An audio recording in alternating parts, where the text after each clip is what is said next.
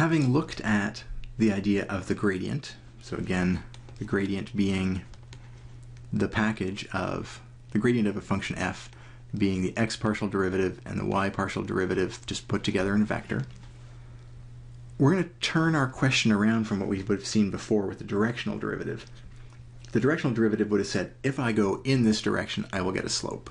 Fair enough. But we could maybe turn that around and say, I'm interested in a particular slope. Which direction will give a certain slope to me? Let's not say a specific slope, though.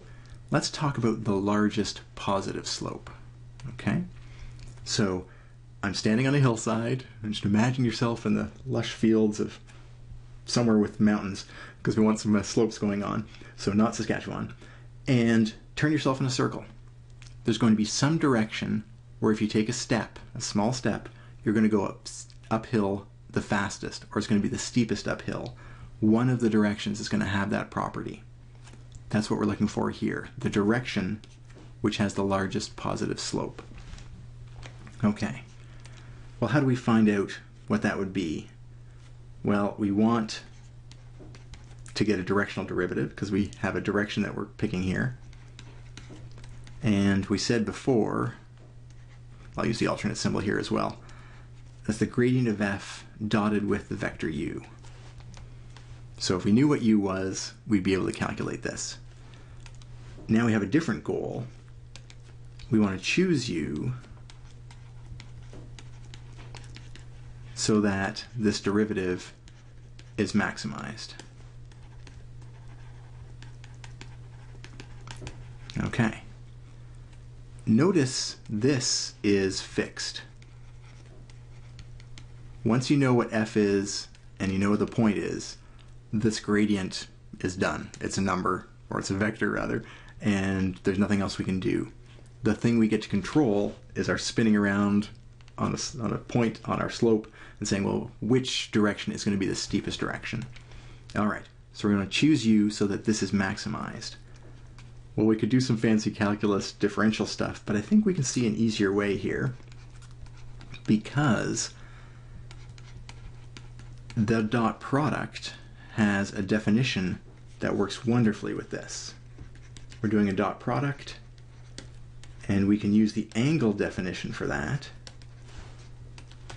and cos of theta. The gradient of f dotted with the vector u is the length of this gradient vector times the length of the u vector times cos of theta, where theta is the angle between whatever that gradient vector was and our u vector. All right.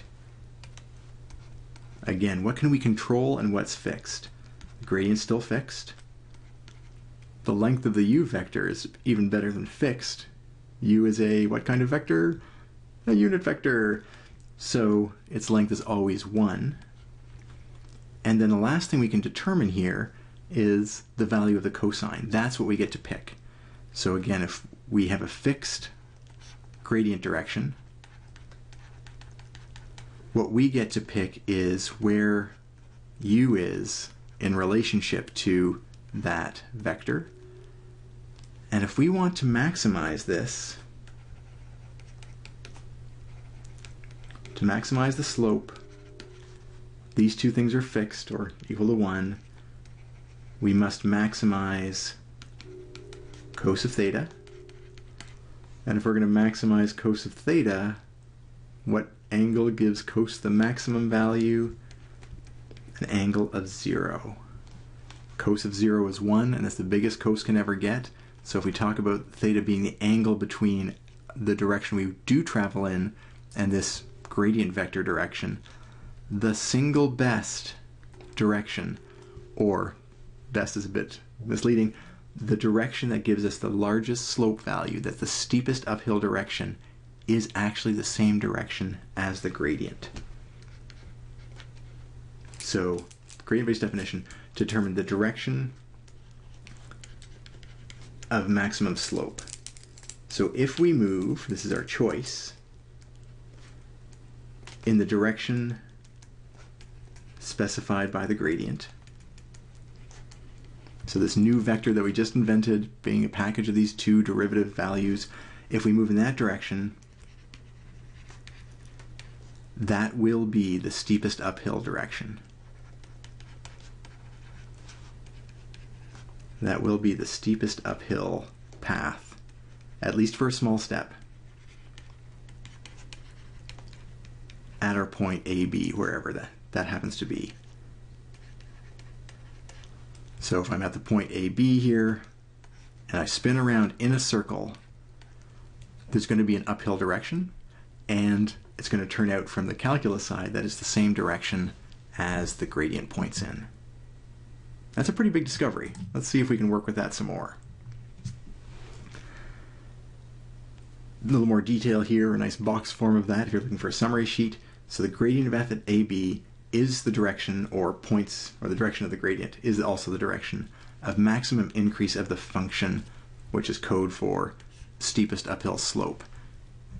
Again, little asterisk here, for small steps, for a small step. These are all derivatives, they're all local things, but it captures that idea nicely. Let's take a look at an example and see if we can work this through. Let's start with a plane, because they're a little easier to visualize.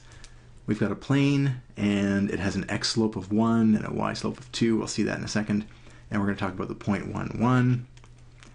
So our question now is, at the point 1, 1, which direction should we move in if we want to go uphill the most quickly?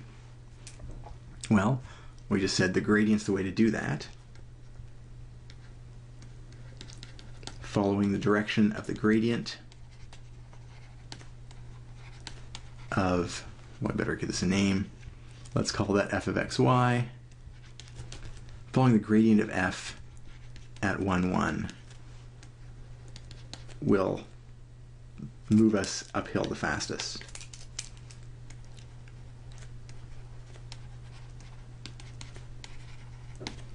Okay. Fortunately, you might not feel this way right now, but this is actually a simpler calculation than what we've been doing earlier.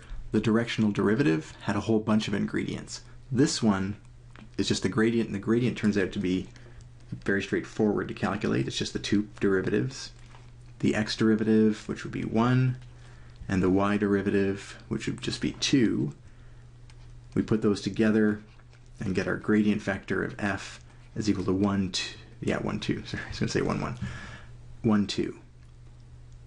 And this is at the point 1, 1, but it actually turns out it's the same for any point on the plane because all the slopes are the same everywhere. In general, we'd have to plug in the point, but here we get away a little bit easy. So that means if we're doing our XY diagram here, if I wanted to know which direction to go uphill the fastest, it would be 1 across and 2 up, so it would be this direction here. That would be the fastest uphill direction. Now the nice thing about this function being a plane is we can actually sketch out the contours and reinforce this message. Here's the contour diagram for this function. So we see what the levels of z are at various points, 0, 2, 4, 6, 8, 10, 12.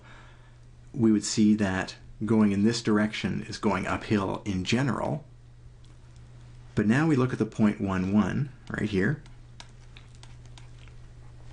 From that point, imagine all the different directions we could walk that would be uphill-ish. Which one is going to take us uphill the most quickly? Well, it's going to be the one that heads towards the next contour and gets to the next contour as quickly as possible. And if you look at the ratios on that, look at that lovely 1 to 2 ratio there, give or take.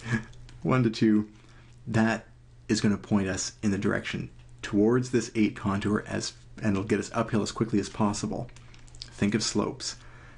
In this distance here in the xy plane, I've gone up 2 from 6 to 8 in the surface.